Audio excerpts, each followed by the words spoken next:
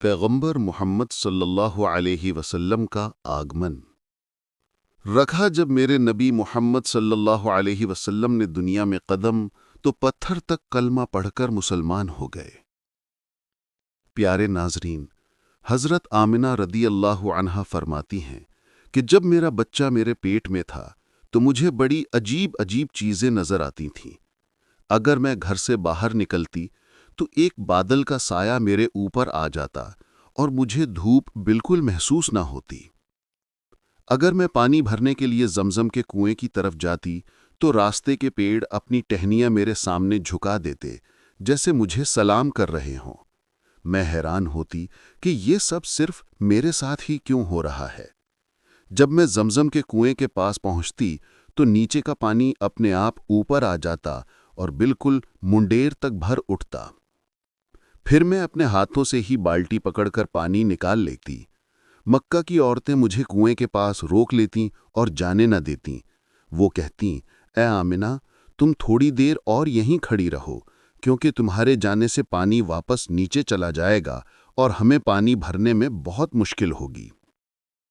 इसी तरह हज़रत आमिना रदी अल्लाह अन्हा फरमाती हैं कि मैं सुना करती थी कि जब बच्चा पेट में होता है तो माँ को बहुत तकलीफ़ें झेलनी पड़ती हैं।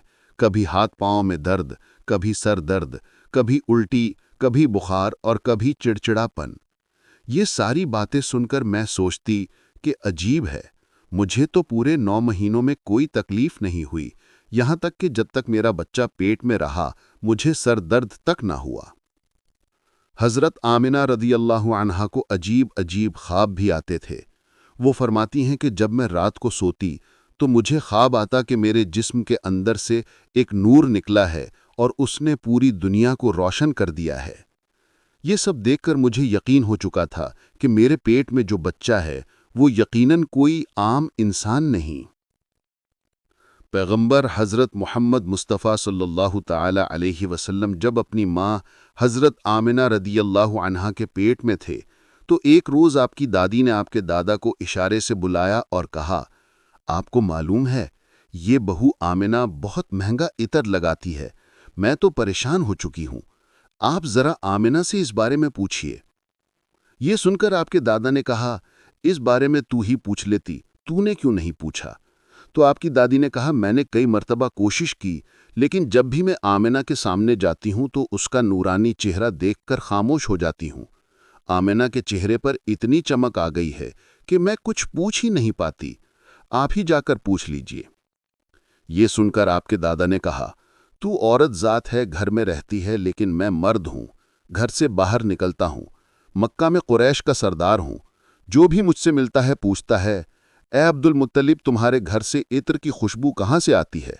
और हाँ, एक अजीब बात यह है कि इत्र की खुशबू वहीं से आती है जहाँ आमिना जाती है।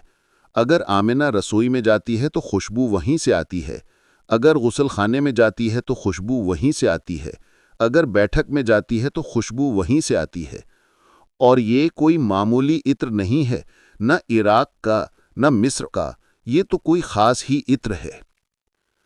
इसके बाद आपके दादा हज़रत अब्दुल मुत्तलिब रदी अल्लाह अन्हु ने हिम्मत की और आमिना को बुलाकर कहा, बेटी आमिना, तुझे पता है मैं कुरैश का सरदार हूँ, खाने काबा का मुतवल्ली हूँ, बड़ी इज्जत वाला हूँ। जहाँ भी जाता हूँ लोग पूछते हैं, ए अब्दुल मुत्तलिब, तुम्हारे घर से इत्र की खुशबू कहाँ से आती है? बेटी, मैं तो इतर नहीं लगाता, तेरी माँ भी इतर नहीं लगाती, तू ये इत्र कहाँ से लाती है? ये सुनकर हज़रत आमिना रदी अल्लाह अन्हा की आंखों में आंसू आ गए और वो बोलीं, अब्बा जान, मैं आपको क्या बताऊं, मैंने सारी जिंदगी कभी कोई इत्र नहीं लगाया, मुझे अच्छे और बुरे इत्र की पहचान भी नहीं, मैंने आज तक किसी इत्र वाले से इत्र नहीं खरीदा। मगर अब्बा जान, मैं आपको एक राज की बात बताती हूँ। फिर हज़रत आमिना रदी अल्लाह अन्हा ने अपने पेट पर हाथ रखा और कहा, अब्बा जान, ये सब इस आने वाले मेहमान की बरकत है। आपने तो सिर्फ खुशबू महसूस की है, अगर मैं आपको और बातें बता दूं तो आप मुझे दीवानी कहेंगे। ये सूरज कई बार मुझे सलाम करता है, ये चांद कई बार मुझे सलाम करता है, और यही नहीं, जब मैं सोती हूं तो ऐसी ऐसी औरतें मेरे सामने खड़ी होती हैं जिन्हें न मैंने कभी देखा न आपने। वो औरतें मेरे ऊपर हवा करती हैं। हुजूर के दादा हजरत अब्दुल मुत्तलिब रदी अल्लाह अन्हु दिन रात काबे के पास जाकर काबे का गिलाफ पकड़कर रोकर दुआ करते, या अल्लाह, मेरा बेटा अब्दुल्ला इस दुनिया में नहीं रहा मगर उसके घर एक बच्चे की पैदाइश होने वाली है। या अल्लाह, इस बच्चे की हिफाजत फरमा और मेरे अब्दुल्ला की नस्ल बाकी रखना। हुजूर के सारे चचा इसी इंतज़ार में रहते थे कि उनके भाई अब्दुल्ला के घर बच्चा कब पैदा होगा। यहूदियों की किताब तौरात में लिखा हुआ था कि जब आखिरी नबी आने वाले होंगे तो उनकी पैदाइश से 10 दिन पहले आसमान पर एक लाल सितारा चमकेगा। जब हुजूर की पैदाइश में 10 दिन बाकी थे तो आसमान पर वही लाल सितारा निकल आया। उसे देखकर यहूदियों में खलबली मच गई।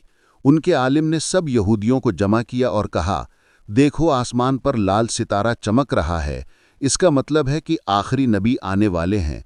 जाओ और मालूम करो कि इस वक्त मदीना मुनव्वरा में किसके यहाँ लड़के की पैदाइश में 10 दिन बाकी हैं।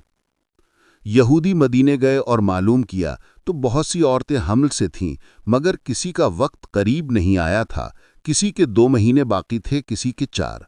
वो आलिम के पास लौटे और कहा कि मदीने में ऐसा कोई बच्चा अभी पैदा होने वाला नहीं है। आलिम ने जवाब दिया, अब मक्का जाकर देखो। सारे यहूदी मक्का पहुंचे और मालूम किया कि वहां किन घरों में पैदाइश होने वाली है। लोगों ने बताया, हाँ, यहाँ मक्का में 5 औरतें हैं जिनके यहाँ बच्चा होने वाला है। यहूदियों ने कहा, नहीं, हमें ऐसे बच्चे की पैदाइश की खबर चाहिए जिसका बाप पहले ही इंतकाल कर चुका हो। लोगों ने बताया, हाँ, अब्दुल मुत्तलिब का पोता पैदा होने वाला है। इस बच्चे के बाप अब्दुल्ला कुछ महीने पहले ही दुनिया से चले गए। ये सुनकर यहूदियों की चीखें निकल गईं। वो रोते चिल्लाते अपने आलिम के पास पहुंचे और बोले, हाय अफसोस, आज नबूवत यहूदियों से निकलकर मक्का वालों को मिल गई। वक्त यूं ही गुजरता गया और आखिर वो दिन आया जिसका सबको बेसब्री से इंतजार था, जिसका इंतजार आसमान, जमीन, परिंदे और हर मखलूक कर रही थी। और फिर वो घड़ी आई। आज उस बच्चे की पैदाइश हुई जिसकी वजह से पूरी दुनिया बनाई गई। अगर वो ना होते तो शायद ये दुनिया भी ना होती। आज उस बच्चे की पैदाइश हुई जिसके लिए चांद 2 टुकड़ों में बांट दिया गया। आज उस बच्चे की पैदाइश हुई जिसकी खातिर सूरज को अपनी जगह पर रोक दिया गया। अल्लाह ने हुक्म दिया, ऐ सूरज, अभी मत डूबना, क्योंकि मेरे हबीब मोहम्मद सल्लल्लाहु अलैहि वसल्लम ने अभी असर की नमाज अदा नहीं की।